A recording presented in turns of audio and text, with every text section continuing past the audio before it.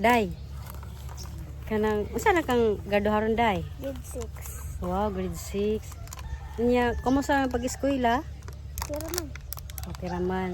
Ah, okay. Magka nagpuyo day ron. Kamo. Santol. Okay ra.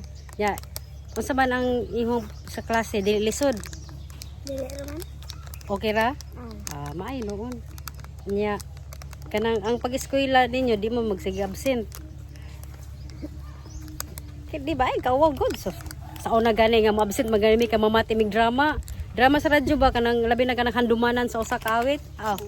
Ma-absent yan ay kay amo mamati mamiyana ka ikaw di ka walay pamati og pangakuan sa radyo. Wala. Dili unsa na may pag mo absent ang bata, unsa na may yung kalingawan pag mo absent mo? Unsa man? Mo tabang or mag TikTok ra. Ano tinuod ra? Ay go. Wow ka nga. Inana magana ako may pagkumangkon gan lihiro may mo TikTok. TikTok, mag-vlog pud siya, charot. Magkuan ba sa panaka na maglingaw ba mag-dress reels, magsayaw. Nana, ikaw dong sa mga gaduha dong, igsoon mo dong? 7 dyan yung dang. Grade 7 na ka? Uy. Ay, eskwela balik. Dong. Grade 7 dol ra mang eskwelahan na diri sa kuan. Ikaw hapit na mo kano. Sa ka grade 4 ka, di ba?